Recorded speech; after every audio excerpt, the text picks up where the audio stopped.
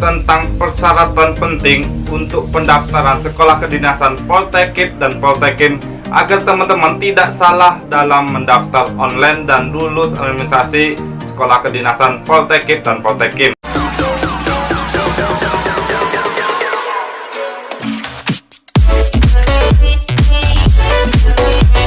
Halo guys, assalamualaikum warahmatullahi wabarakatuh. Salam abdi negara. Kembali lagi bersama aku, Randi Latungan Sina. Di video kali ini sedikit aku jelaskan untuk teman-teman yang ingin mendaftar sekolah kedinasan di bawah Kementerian Hukum dan HAM, yaitu Poltekip dan Poltekim. Di sini sedikit aku jelaskan tentang persyaratan-persyaratan penting yang harus diperhatikan untuk mendaftar sekolah kedinasan Poltekip dan Poltekim agar teman-teman tidak salah dalam mengunggah persyaratan ini dan lulus administrasi sekolah kedinasan Poltekip dan Poltekim.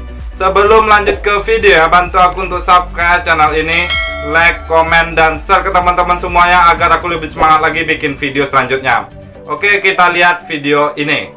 Sebelum aku jelaskan tentang persyaratan-persyaratan penting untuk mendaftar online sekolah kedinasan Poltekip dan Poltekim, di sini aku jelaskan tentang sekolah kedinasan. Sekolah kedinasan ini di tahun 2020 ini ada 7 kementerian untuk membuka sekolah kedinasan ini. Ada beberapa sekolah kedinasan di bawah 7 kementerian ini, termasuk Kementerian Hukum dan HAM, yaitu Poltekip dan Poltekim. Lulusan 7 sekolah kedinasan atau 7 kementerian ini menjadi seorang pegawai negeri sipil di bawah kementerian masing-masing itu. Kalau Poltekip dan Poltekim ini menjadi pegawai negeri sipil di bawah Kementerian Hukum dan HAM. Untuk pendaftaran sekolah kedinasan tahun 2020 ini dibuka tanggal 8 ini sampai tanggal 23 Juni 2020. Jadi hari ini sudah mulai dibuka pendaftaran online sekolah kedinasan untuk 7 kementerian di tahun 2020 ini. Untuk sekolah kedinasan Poltekip dan Poltekim ini di tahun 2020 ini membuka pendaftaran untuk jumlah tarunanya adalah kuota jumlah tarunanya adalah Poltekip 300 taruna taruni dan Poltekim 300 taruna dan taruni. Jadi teman-teman di sini bisa mendaftar Poltekip dan Poltekim, kuotanya adalah 300 taruna dan taruni. Itu terbagi ada formasi umum dan formasi khusus untuk Papua dan Papua Barat. Jadi teman-teman lihat berapa formasi umum kalau teman-teman mendaftar formasi umum, atau teman-teman yang Papua ingin mendaftar formasi khusus Papua bisa seperti itu. Di sini untuk teman-teman yang ingin mendaftar taruna taruni Poltekip dan Poltekim, sedikit aku jelaskan saat untuk pendaftaran online. Di sini apa-apa saja persyaratan penting yang harus kita lakukan saat pendaftaran online. Di sini saat pendaftaran online ini kita akan mengunggah file kita atau mengunggah berkas lamaran kita. Apa-apa saja itu berkas lamaran yang kita perlukan untuk dalam pendaftaran online ini adalah pertama, pelamar umum. Ini khusus untuk pelamar umum bagi teman-teman yang melamar untuk formasi pelamar umum, yaitu syarat pertama adalah surat lamaran yang kalian siapkan. Surat lamaran ini bermaterai 6.000, ditunjukkan kepada Kepala Menteri Hukum dan HAM RI di Jakarta dan ditandatangani dengan pena warna hitam. Format surat lamaran bisa diunduh di web resmi Catat Kementerian Hukum dan HAM. Dokumen yang diunggah adalah asli, seperti itu. Jadi teman-teman unggah dokumen-dokumen surat lamaran ini di web resmi Catat Kementerian Hukum dan HAM, dan teman-teman isi biodata teman-teman sesuai dengan KTP teman-teman masing-masing, dan teman-teman lakukan tanda tangan dan dikasih materai dan tanda tangan seperti itu.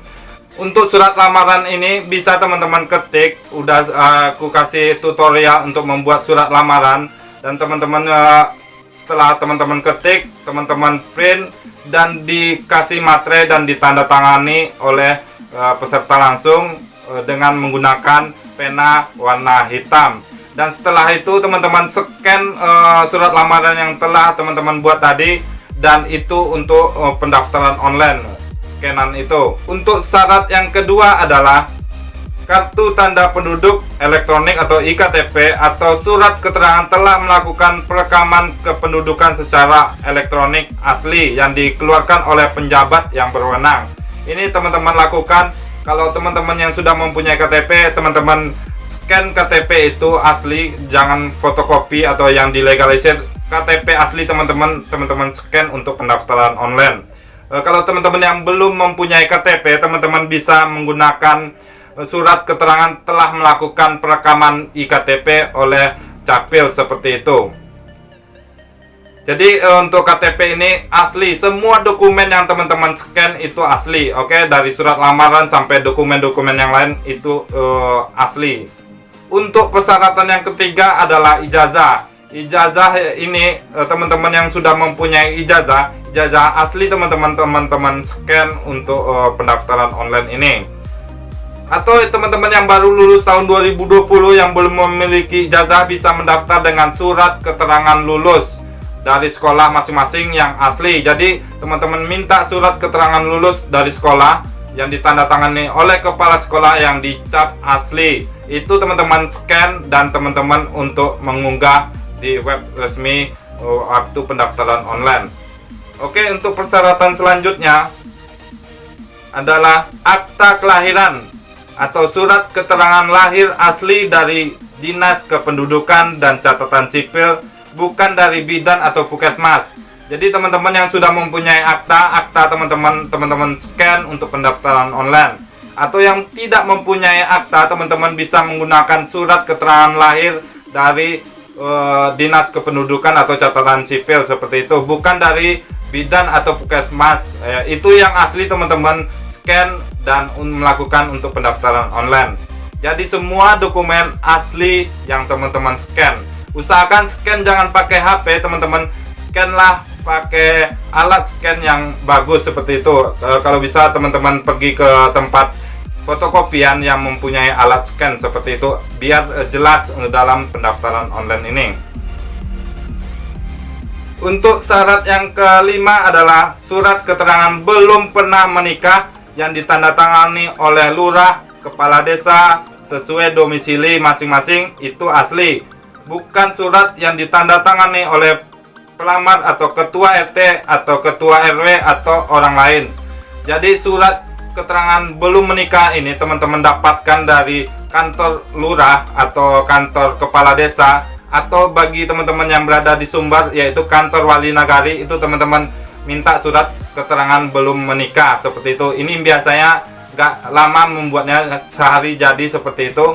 Itu teman-teman nanti dikasih surat keterangan belum menikah, teman-teman lengkapi persyaratannya, itu teman-teman dapat usahakan tanda tangan ini asli dan capnya asli. Dan teman-teman sudah mendapatkan surat keterangan menikah ini, teman-teman lakukan sama seperti tadi, di scan surat yang asli itu. Dan untuk pendaftaran online ini semua syaratnya asli, jangan difotokopi. Misalnya teman-teman dapat surat keterangan belum menikah, teman-teman fotokopi atau teman-teman legalisir, itu yang teman-teman scan itu salah sekali. Jadi semua persyaratan yang asli teman-teman scan. Untuk persyaratan selanjutnya adalah surat pernyataan 6 poin dari pelamar yang berisi tentang sanggup mentaati perjanjian ikatan dinas. Jadi surat pernyataan ini teman-teman buat surat pernyataan 6 poin ini bisa teman-teman unduh formatnya di web resmi Catar Kementerian Hukum dan HAM, atau bisa klik juga di deskripsi di bawah video aku ini. Download dulu surat pernyataan 6 poin dan surat lamaran sudah ada di link di bawah video aku ini.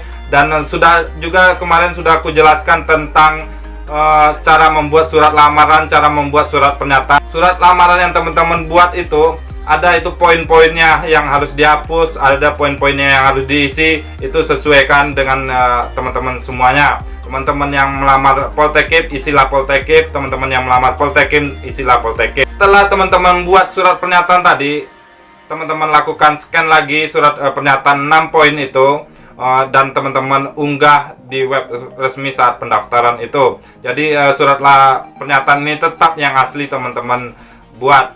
Dan yang diperhatikan sekali lagi yaitu di pembuatan surat pernyataan atau surat lamaran, teman-teman usahakan tanggalnya tanggalnya pada saat masa pendaftaran, yaitu tanggal 8 sampai tanggal 23 Juni tahun 2020. Kalau teman-teman ingin mendaftar di tanggal 8, teman-teman buatlah surat lamaran di tanggal 8. Nggak masalah teman-teman buat surat lamaran di tanggal 8, mendaftarnya tanggal 9, tidak masalah. Yang masalah itu adalah teman-teman buat surat lamaran di tanggal 10 atau tanggal sebelumnya atau tanggal sesudahnya itu, tapi pendaftarannya teman-teman lakukan di tanggal 8. Itu yang salah. Jadi teman-teman buat surat lamaran di tanggal 10 Juni dan teman-teman lakukan pendaftaran di tanggal 8 atau tanggal 9, itu yang salah. Oke, itu yang sangat diperhatikan untuk membuat surat lamaran dan surat pernyataan.